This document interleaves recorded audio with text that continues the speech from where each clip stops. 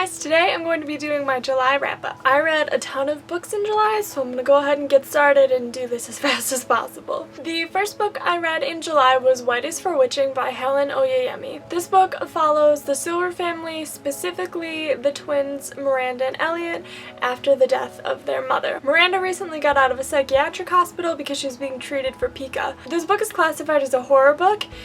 It's about the witch-like powers that the women in their family pass down to each other. I really liked this book at the beginning, but it kind of started to fall apart towards like the middle end of the book. I also didn't think it was very scary at all, which is not necessarily a bad thing, just something I was kind of disappointed by because I was really looking to read a scary book. All in all, I gave this book 3 stars. The next book I read was Pound for Pound by Shannon Kopp. This book is a memoir, and in it Shannon tells a story about how working with the dogs in an animal shelter helped her recover from bulimia. I absolutely loved this book. Something that I really enjoyed about it is that unlike a lot of other eating disorder memoirs I've read, it focuses less on the illness and like the person's descent to like rock bottom, and instead focuses more on her recovery and her working with the dogs and working through her issues. She gives you enough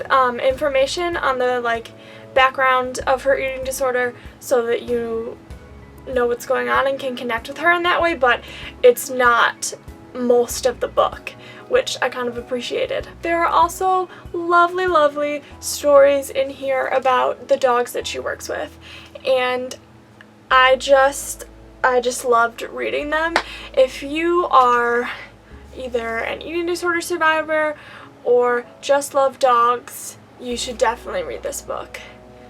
It's wonderful. I gave it 4 stars. The next book I read was The Haunting of Hill House by Shirley Jackson. This is about a scholar who brings 3 people to a house called Hill House with him. And this house has been rumored to be haunted. The people who live in the town below the house like won't go anywhere near it. The people who work inside of the house won't stay at the house overnight. So the scholar is looking for proof of evidence of a haunting, so he invites 3 people to come with him to the house and see what they can find. I really liked the characters in this book. There's a lot of witty banter between them. I also specifically really enjoyed Eleanor, the main character. Aside from that though, it wasn't very scary like I thought it would be, and it kind of started to fall apart towards like the last part of the book, and for those reasons I give it 3 stars. The next book I read I also checked out of the library, and that is Honor Girl by Maggie Thrash. This is a graphic memoir about the author's experience one summer at an all-girls summer camp when she was a teenager. The main plot of the story is Maggie discovering her sexuality and her relationship with a girl named Erin, who is also a counselor at the camp. This book really brought me back to my own summer camp days, and I really enjoyed that. It was also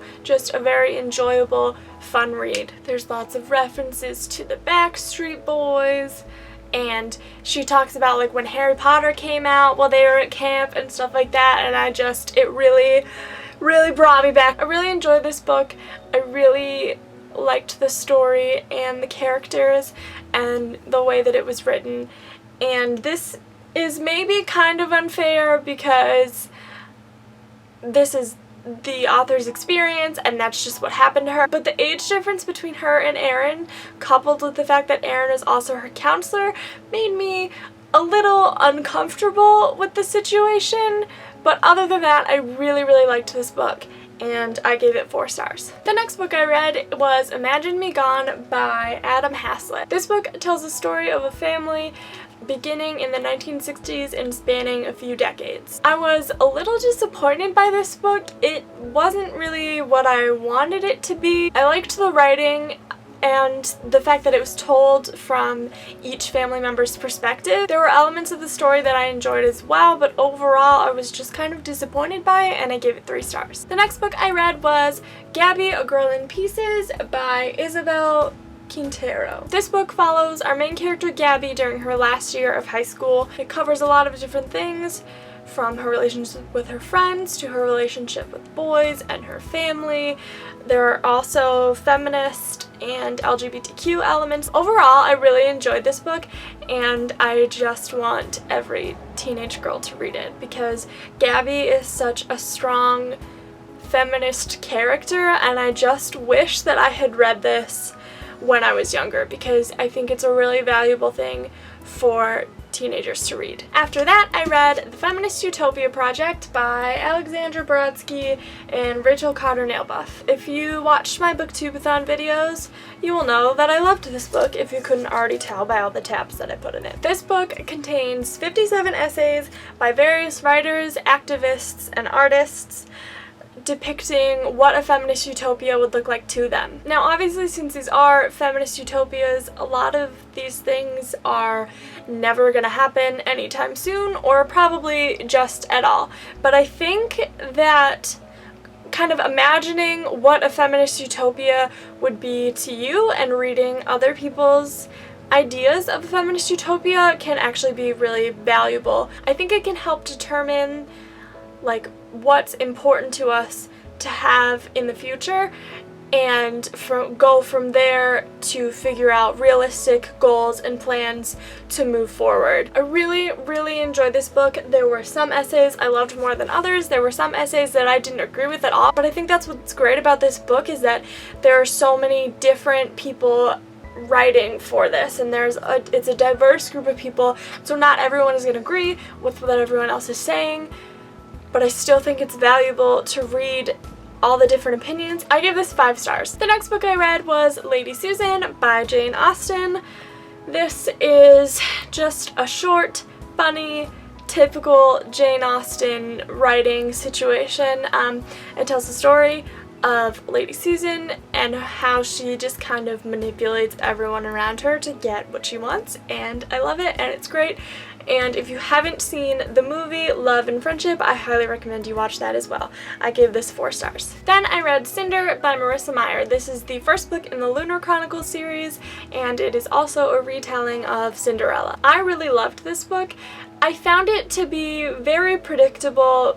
Perhaps part of that is because it's a retelling, but I don't think it was predictable in a bad way. Like, even though I figured out what was going to happen way before it happened, it didn't make me like the book any less, and it didn't take away from my reading experience. This was a really great start to the series. I gave it 4 stars, and I am so looking forward to reading the rest of it. After that, I read The Color Purple by Alice Walker. This book tells the story of 2 black sisters living in the South in the 1930s. This is just a very emotional story about 2 very strong women who overcome so many obstacles in their life, and I just really loved it. It gave me a lot of feelings, and I really enjoyed it. I gave it 4 stars. After that, I read How to Build a Girl by Caitlin Moran. This is everything that I expect and love from Caitlin Moran in a book.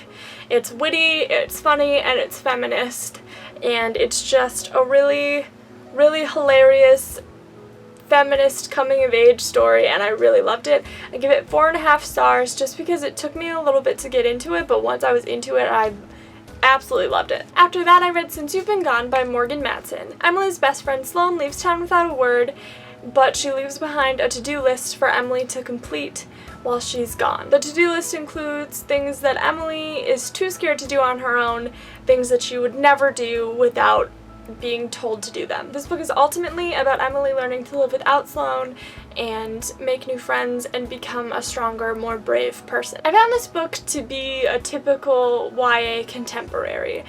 I did really enjoy getting to see Emily become braver and just grow throughout the book. Like, that's a great thing about this book, but I thought it was pretty predictable, especially the romance, and there were also quite a few things that were unresolved by the end of this book, and I just felt like for a book that's this long, the author could have taken more time to resolve those things instead of just kind of pretending like they never happened. There were also a few things that I found to be problematic, but overall it's a cute summer read. I think I also would have enjoyed this if I had read it when I was younger.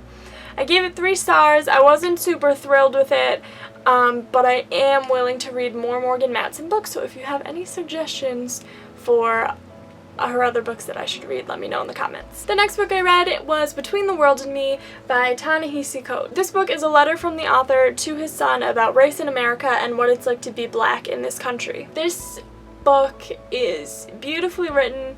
It's really hard to read at times, but it's so important, and I honestly think that everyone needs to read this book. I gave it 5 stars. The last book I read in August was Matilda by Mary Shelley. This is a novella that was never published while Mary Shelley was alive. It tells the story of Matilda, the main character's kind of incestuous relationship with her father.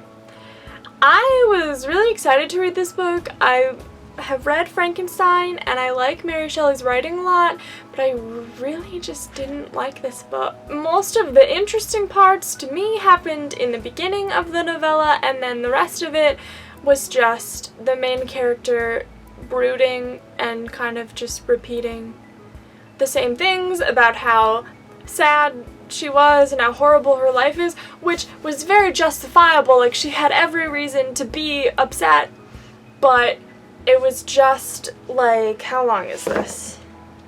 It was like basically 130 pages of the author just like brooding, and I just didn't like it. I did like the writing though. Mary Shelley writes well, but I gave it 2 stars. Okay, you guys, those are all the books that I read in July. Let me know if you've read any of these books down in the comments and what your thoughts on them are, and also what you read in July, and I will see you guys very soon with another video. Bye!